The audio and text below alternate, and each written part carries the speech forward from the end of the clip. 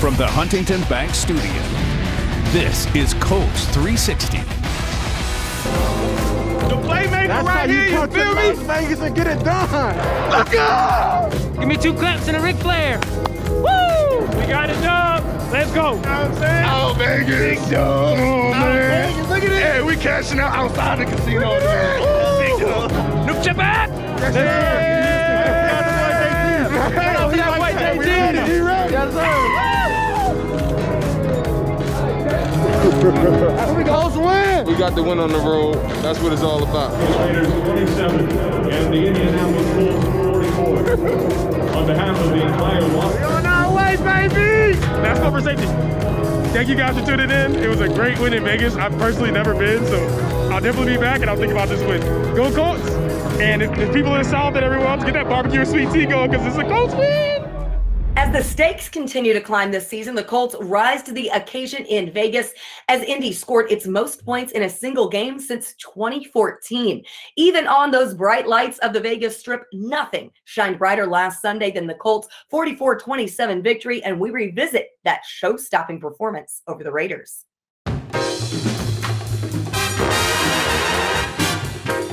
Weird to say the Las Vegas Raiders, but that's where they are as we head into the final month of the season today. And it's the glitz and the glamour of Las Vegas. It's a battle of playoff hopefuls. Both teams still have everything in front of them at this juncture, but this head-to-head matchup is so important. Every play count. Every play count. Make it matter. I know what time it is. Y'all know what time it is. Time on 3. 1, 2, 3. Fire! Rivers gets it off, has time, looking, throws in the end zone, and it is caught for a touchdown. T.Y. Hilton, touchdown, I-N-D-Y.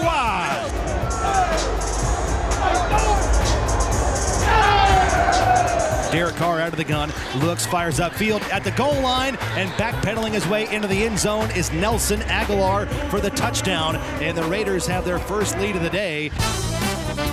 Play action, Rivers drops the throw, slides, gonna heave it way downfield for T.Y. Touchdown, I-N-D-Y to T.Y.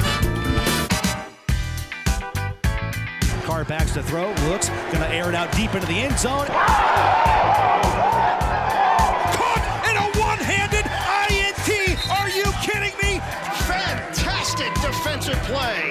Kenny Moore snatched it out of the air with his right hand, brought it down with just one hand, and stole a touchdown pass away from Darren Waller. Kenny Moore, lightning in a bottle. Come on, man. Tell us stop playing with you, bro. Come on, bro. Come on, bro. Tell us stop playing with you, bro. They'll sweep it right side of Jonathan Taylor. Huge hole. And the burst from Taylor, he's going to break away. Down the far sideline, out sprinting everybody. 10, 5, Jonathan Taylor, touchdown, I-N-D-Y, a 62-yard run for the rookie out of Wisconsin, his longest rush of the season, and now the Colts lead at 26-17. And look at the blocking. Glowinski and Kelly with a double team, 64 and 78. They cleared the space. T.Y. Hilton out on the perimeter helps. Hey, he a big tier running back, right? He ain't supposed to be that fast. Now to the gun, it's a wildcat for Nyheim Hines, and he will run it to Jonathan Taylor. Cuts up, he's in! Touchdown, Jonathan Taylor! Touchdown, I-N-D-Y! First and 10 for the Raiders, down by 14 points. Wide receiver screen, left side. Hunter Renfrow lost the ball. It's available for the Colts inside the 30-yard line, and they have it. Kenny Moore again. Kenny Moore strips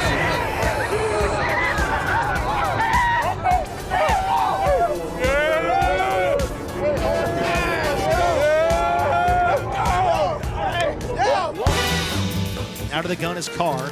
Backs to throw again. Will dump it down. It's right in the hands of Khari Willis. He's going the other way at the 20, the 10, the 5. A pick 6 for the Colts. Khari Willis on the tip drill. Runs it all the way back to Pater. Touchdown Colts. The 4th pick 6 this season by the Colts defense. A couple of kneel downs by Jacoby Brissett to seal the win for the Colts. Colts win it 44-27, our final score, as the Colts knock off the Las Vegas Raiders.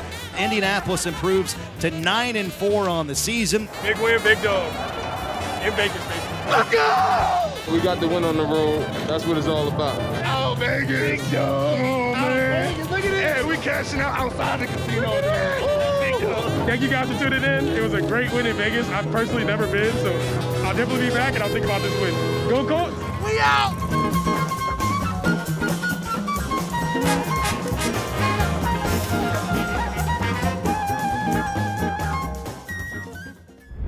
We can run it. You know, we have an offensive line that we can be explosive running the football. We have dynamic skill position guys, so we can be explosive there. And we're always going to be at our best when we can do both in a game. You know, run it and pass it like we were able to in this game.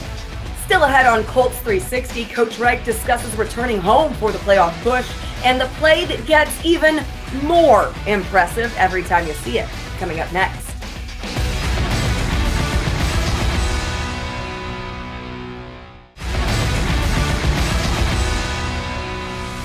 Back now on Colts 360 and joined as we are every week by head coach Frank Reich. Coach, you start the fourth quarter of the season in dominant fashion with that victory over the Raiders to put together that type of performance. What does that reinforce in terms of that goal of playing your best football this fourth quarter of the season this time of year? Well, I'll tell you what, it was, you know, we've been talking all year about continue to get better, continue to get better. We have no weaknesses in this team. We really believe we can be good in all three phases. And, you know, Sunday was the closest that we've come to, you know, putting together a full game in all three phases. So, but it's only one win, Lara. And so we have to look at this film critically, find the ways that we can get better. And then because this next week, you know, it doesn't carry over. There's no carryovers in this league. You got to prove it every week. And you've talked about not riding that wave of momentum week in and week out. I know that's an important point that you reinforce. And one thing that I do want to touch on, though, when you talk about those phases, one phase in particular, your offense putting up the most points that they have in a single game, dating back to week 13 of the 2014 season. Is there a point this season that you look to with your offense where you look to things really started clicking and that chemistry that they built started to come to fruition? You know, really excited. You know, we can run it. You know, we have an offensive line that we can be explosive running the football. We have dynamic skill position guys, so we can be explosive there. And we're always going to be at our best when we can do both in a game. You know, run it and pass it like we were able to in this game. When you talk about explosiveness, T.Y. Hilton is one guy that comes to mind. And there's never just one guy, of course, who can take the bulk of the credit. But when you get a guy like T.Y. Hilton, who's watching over my shoulder right here, when he's rolling early on, how much does that open up this offense as we saw against the Raiders? Well, there's no doubt it opens it up. They start, you know, they might roll the coverage to them. They might go to more of a two deep coverages, you know, to try to take them away that way. And that softens the run, that softens the box for the run game. And there's just something about when T.Y. gets going and he gets going early. It not only gives the offense energy, I think our whole team feeds off of it. With Jonathan Taylor, his production only continues to climb. He's one of now just 4 rookies in the league this season with multiple 100-yard rushing games, and the first Colts rookie to do so since Joseph Adai. Pretty elite company right there. Is there a difference in terms of the play design of late? Is it Jonathan continuing to grow in this offense, or a combination of those two factors? I think it's a combination of, you know, our offense continuing to grow and get better, but, you know, Jonathan's own personal growth. And so to his credit, and that should be true of each one of us, coaches and players, you know, fighting to get better. And, you know, Jonathan is such a hard worker and a conscientious worker. So, you know, he's put in a lot of work, you know, watching film, you know, talking to the guys, talking with Coach Rathman, talking to the other running backs, continuing to fight to get better. When you go back and you break down the film, have a couple opportunities to look at that game as you have now, and you dissect the plays, when you look, get another look, I should say, at that one-handed interception from Kenny Moore, is it possible that that play gets more impressive the more times you see it? No doubt. I mean, there are some plays that transcend all that, and that'll be one of those plays that lives in infamy. And not only was it a great individual effort, but it was really at a critical junction in the game that really helped, I think, turn that game around and help catapult us, you know, to get to be a lopsided victory. Looking back at that third quarter of the season, I know that we're into the fourth quarter now, but I want to reflect quickly, if we can, on those 4 games in which you went 3-1 with wins over Tennessee, Green Bay, and Houston. What did this team do in that stretch? Not necessarily in the games and those victories, but in particular, day in, day out in practice, in meetings, in film study, that has set you up for the fourth quarter like we saw in that play on Sunday and like you plan to have moving forward? You know, I think every game, every stage of the season has been important. You know, I think we've showed that we can win games in multiple ways. We can win in being dominant on defense. We can be explosive on offense. You know, our special teams unit has taken over a game or two. So I think each one of these games has been valuable for us to learn and to continue to grow, to have confidence in the team that we have together in all 3 phases, and that belief that we got to play good complementary football, and if we can continue to get better, you know, in December and past that, you know, that's where you want to be. You want to be ascending at this time of year. Up next this week, an opponent who you know very well, a divisional opponent, one you just faced down at their place in Houston. We saw Deshaun Watson get a bit banged up in their loss to the Bears. A.J. McCarron came in relief. What's the unique challenge of playing a team twice in a stretch of 3 weeks? Kind of similar to what you did just a couple weeks ago against Tennessee and facing the Titans in about the same stretch of time. Yeah, no, and obviously, you know, that thing with the Titans didn't work out so well the second time, so that'll have us on our toes. You know, knowing that we're going up against a talented team. You know, Deshaun Watson, one of the truly elite quarterbacks in this league, he made a ton of big plays against us 2 weeks ago. So, you know, we're going to have to be on our game. And defensively, they did a good job on us in the second half. We had a pretty explosive first half there where, you know, we scored a bunch of points in the first half, but then they slowed us down in the second half. So, you know, we got to learn from that game. We got to continue to find ways to improve. And, you know, we got to put this last game behind us and get dialed in against this Houston team coming in here Sunday. After back-to-back games on the road, how much do you welcome an opportunity to play in front of your home crowd, get back to Lucas Oil Stadium for a big divisional game, and keep this rolling in the right direction? No, we love it. I mean, you know, crowd will be reduced a little bit, right, as we've seen that news because of COVID. So a few thousand less fans, but that's okay. We love all the fans in there that we can get, and love playing in Lucas Oil. It's a great stadium. You know, for us after a long trip to Vegas, playing a late afternoon game and getting back late, nice to be at home, playing in our home stadium. Coach, as always, appreciate the time. Best of luck on Sunday. Thanks, Lara. Before I wasn't able to do it, my teammates held it down. Tavon Wilson came in and played great. So that just shows, the depth that we have. But to have me back, I felt like it was just exciting, for me, especially when you can contribute something to helping your team win a game. Coming up next, second-year safety Khari Willis on this dominant defense, cashing in with the pick six in Vegas. Still ahead on Colts 360.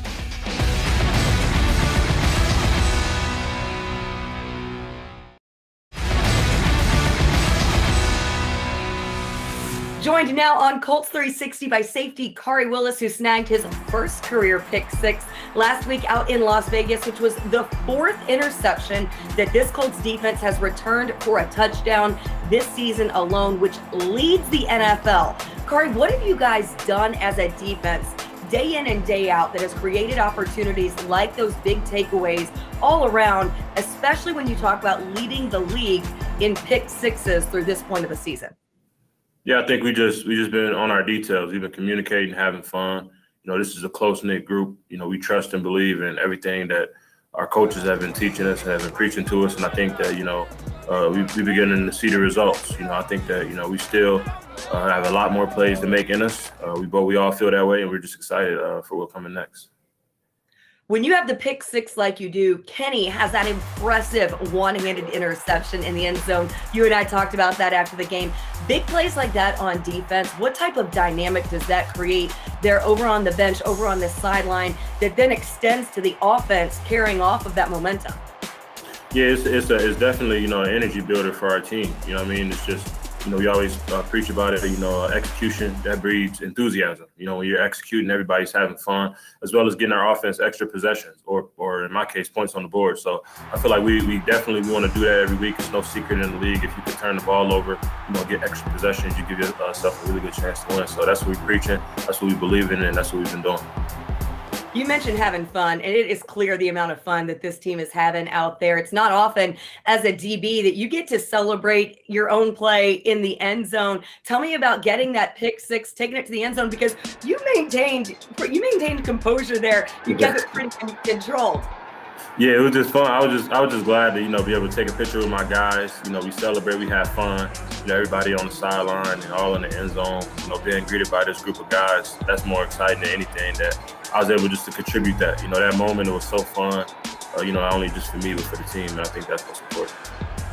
How big was that, especially for you? You got hurt in that home game against Tennessee. You had to miss the game at Houston. So for you to come back in that fashion after having to spend that time away. It was huge. I hated being out. I think whatever nicks and bruises that I have, I'm going to play if I'm capable of playing. And I think that, last week, the week before I wasn't able to do it. My teammates held it down. Tavon Wilson came in and played great. So that just shows, the depth that we have. But to have me back, I felt like it was just exciting, for me, especially when you can contribute something to helping your team win a game.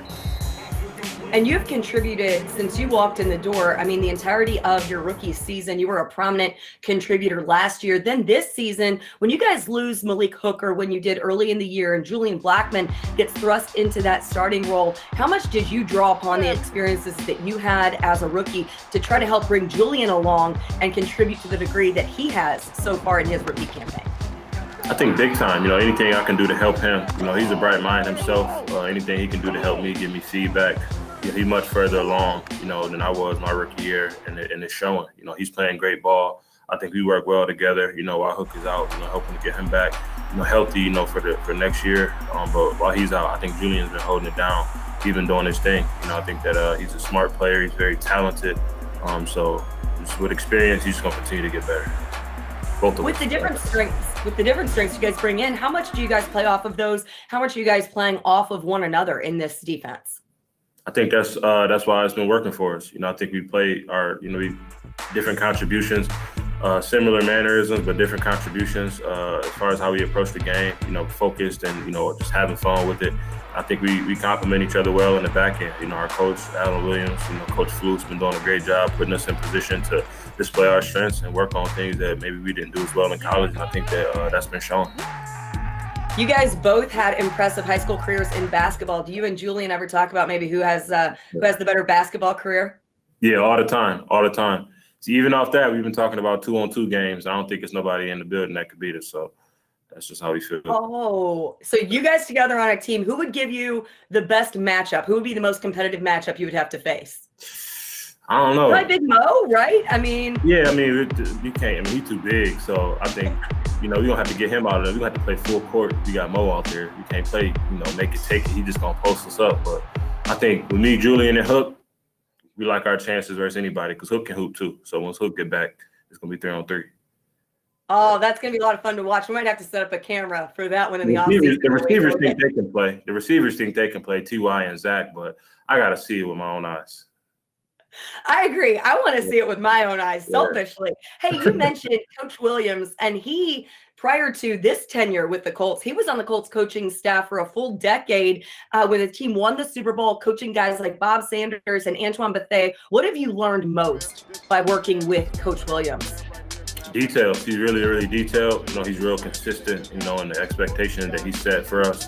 I think it's so high, that sometimes it seems, hard to obtain. I feel like that's why we've been playing well. Our coaches hold us to a high standard. They have a lot of coaching experience, a lot of things to give, and Allen demonstrates that. He's a Colt at heart, so I think that, he's embedded in, everything that we believe in here in this system. And I think that since he's been in it for so long, everything just flows naturally to him, and that's been, giving that knowledge and that stuff off to us, which has been enabling us to play fast. And it is certainly paying off for this defense. Khari, stay healthy. Enjoy watching you so much. Make those big plays out on the field. Best of luck against the Texans on Sunday. Thank you. I appreciate it. Always a pleasure talking to you. From all of us at Colts Productions, thanks for spending part of your weekend with us and have a great game day. Before we go, we wanted to congratulate Kenny Moore II on his AFC Defensive Player of the Week honors. And earlier this week, I asked Kenny about the social media reaction and how overwhelming that has been to that impressive one-handed interception out in Las Vegas. Have a great weekend. I would say Ryan Clark, as a DB and a person that has come before me, he's showing love. That means a lot because he's been talking to me, or not talking to me, but just noticing my game lately in general. And then Ocho Cinco, it's a guy that we all used to watch as kids, and playing with the grill in his mouth and then saying "child please," and him loving FIFA, and being on the cover of NFL Street 2, or 3, that's crazy to me. But yeah, and then honestly, everybody back home saying just how proud they are, how crazy it is to see me on the big stage, doing my thing and stuff like that. I think that's probably the biggest thing. People from my city and my family showing me videos of them going crazy, nuts and stuff about it. That's priceless to me.